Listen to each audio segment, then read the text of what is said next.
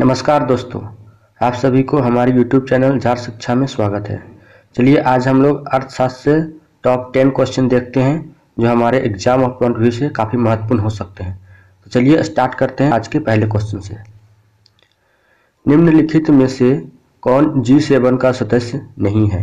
France, Germany, रूस, Japan. इसका सही आंसर है रूस। G7 दुनिया की 7 सबसे बड़ी विकसित और उन्नत अर्थव्यवस्था वाले देशों का समूह है। इसके सदस्य देश Canada, France, Germany, Italy, Japan, Britain और अमेरिका है।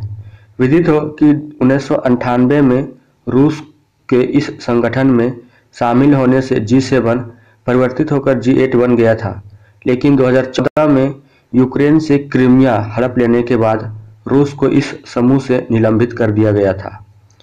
नेक्स्ट क्वेश्चन है, दिसंबर 1985 में हस्ताक्षरित सार्क चार्टर निम्नलिखित में से किस देश ने हस्ताक्षर नहीं किए थे? अफगानिस्तान, श्रीलंका, पाकिस्तान या मालदीव। इसका सही आंसर है अफगानिस्तान। दक्षिण एशियाई क्षेत्रीय सहयोग संगठन South Asian Association for Regional Cooperation SAARC दक्षिण एशिया के 8 देशों का आर्थिक और राजनीतिक संगठन है।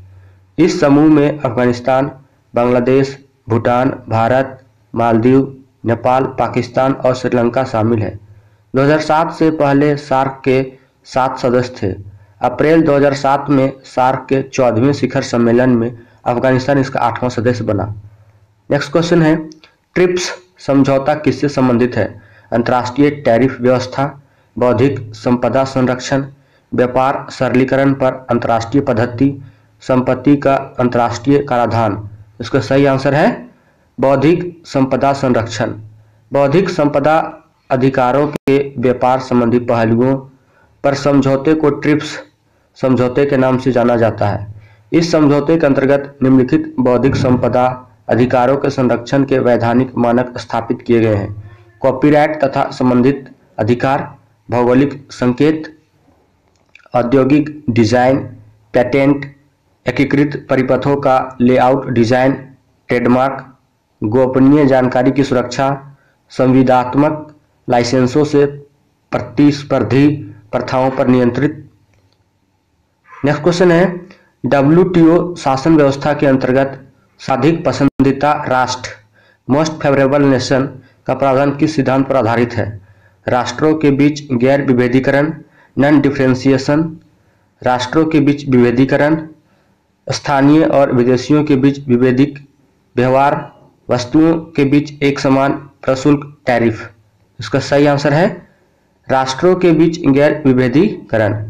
विश्व व्यापार संगठन और अंतर्राष्ट्रीय ट्रेड नियमों के आधार पर व्यापार में सर्वाधिक तरजीह वाले देश को मोस्ट फेवर्ड नेशन MFN का दर्जा दिया जाता है। यह राष्ट्रों के बीच गैर विभेदीकरण के सिद्धांत पर आधारित है।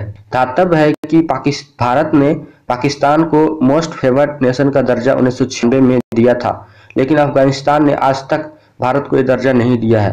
पुलवामा आतंकी हमले 2019 के बाद भारत ने पाकिस्तान को दिया हुआ मोस्ट फेवर्ड नेशन का दर्जा वापस ले लिया है। नेक्स्ट क्वेश्चन है, व्यापक आधार युक्त व्यापार और निवेश करार broad based trade and investment agreement BTIA Bharat और निम्नलिखित में से किस एक के बीच बातचीत के संदर्भ में दिखाई पड़ता है? यूरोपीय संघ, खाड़ी सहयोग परिषद, आर्थिक सहयोग और विकास संगठन, संघाई सहयोग संगठन। तो इसका सही आंसर है यूरोपीय संघ। BTIA समझौता व्यापार और निवेश से संबंधित यूरोपीय देशों का एक समझौता है, जिसके तहत यूरोपीय संघ के देश व्यापार और निवेश को मजबूती प्रदान करते हैं। नेक्स्ट क्वेश्चन है, निम्नलिखित में से किसके संदर्भ में एम्बर बॉक्स, ब्लू बॉक्स और ग्रीन बॉक्स शब्द प्रयुक्त होते हैं? WTO मामला, UNFCCC मामला, सार्क मामला, FTA पर भारत EU वार्ता। इसका सही आंसर है WTO मामला। विश्व व्यापार संगठन के उरुग्वे दौर 1986 से 94 में कृषि सब्सिडी के उत्पादन और व्यापार पर पड़ने वाले प्रभाव के आधार पर उन्हें ग्रीन, ब्लू और एम्बर यानी अंबर बॉक्स में वर्गीकृत किया जाता है। ग्रीन बॉक्स के अंतर्गत वे सब्सिडी आती है जो व्यापार को विरूपित डिस्टॉर्ट नहीं करती है, जैसे पर्यावरण संरक्षण और अनुसंधान इत्यादि पर दी गई सब्सिडी। यह सब्सिडी व्यापार को विरूपित नहीं करती है, अतः WTO द्वारा इस तरह की सब्सिडी देने पर कोई ऊपरी सीमा निर्धारित नहीं की गई है। अंबर बॉक्स के अंतर्गत वे सब्सिडी आती है जो कि किसी देश के उत्पाद को सस्ता करती है, जिससे अंतर्राष्ट्रीय व्यापार विरूपित होता है, अतः WTO द्वारा इस तरह की सब्सिडी को कम करने की बात की जाती है। ब्लू बॉक्स के अंतर्गत की सब्सिडी भी उत्पादन को प्रभावित कर व्यापार को विरूपित करती है। नेक्स्ट क्वेश्चन है, यूरोपीय स्थिरता तंत्र यूरोपियन स्टेबिलिटी मैकेनिज्म क्या है? मध्य पूर्व से लाखों शरणार्थियों के आने के प्रभाव से निपटने के लिए यूरोपियन यूनियन द्वारा बनाई गई एक एजेंसी, या यूरोपियन यूनियन की एक एजेंसी जो यूरो क्षेत्र यूरोजोन के देशों को वित्तीय सहायता उपलब्ध कराती है, या सभी द्विपक्षीय एवं बहुपक्षीय व्यापार समझौतों को सुलझाने के लिए यूई की एक एजेंसी, या सदस्य राष्ट्रों के बीच मतभेद सुलझाने के लिए यूरोपियन यूनियन की एक एजेंसी। इसका सही आंसर है बी, यूरोपियन यूनियन की एक एजेंसी जो यूरो क्षेत्र यानी यूरोजोन के देशों को वित्तीय सहायता उपलब्ध कराती है। यूरोपीय स्थिरता तंत्र यूरोपियन यूनियन की एजेंसी है जो कि यूरोजोन के देशों को लोन के रूप में आर्थिक सहायता प्रदान करती है। इसका मुख्यालय लग्जमबर्ग है। यह एक स्थायी संस्था है जो कि पूर्ववर्ती संस्था यूरोपीय वित्तीय स्थिरता सुविधा यानी यूरोपियन फाइनेंशियल स्टेबिलिटी फैसिलिटी की जगह 2010 में स्थापित हुई है। नेक्स्ट है agreement on agriculture, agreement on the application of sanitary and phytosanitary measures और पीस क्लॉज किस संदर्भ में प्रयुक्त होते हैं?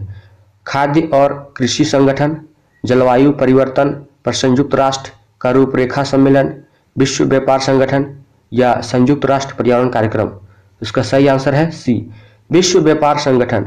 एग्रीमेंट ऑन एग्रीकल्चर विश्व व्यापार संगठन की एक अंतर्राष्ट्रीय संधि है।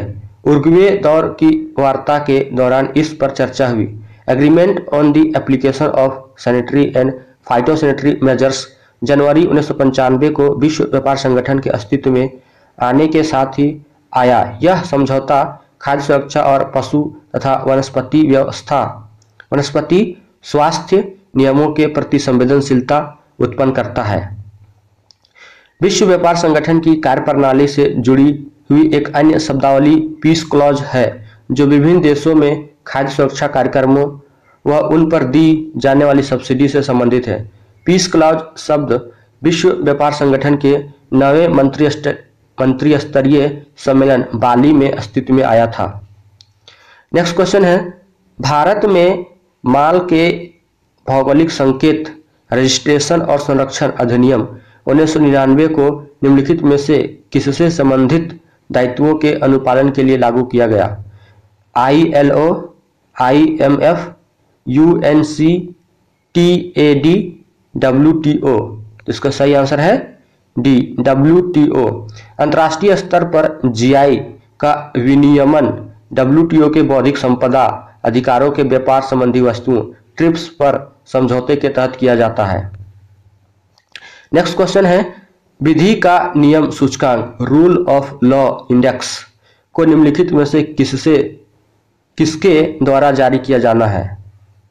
एमनेस्टी इंटरनेशनल, अंतर्राष्ट्रीय न्यायालय, संयुक्त राष्ट्र मानवाधिकार आयुक्त कार्यालय या विश्व न्याय परियोजना।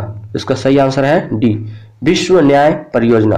Rule of law index America के एक वर्ल्ड जस्टिस प्रोजेक्ट द्वारा जारी किया जाता है।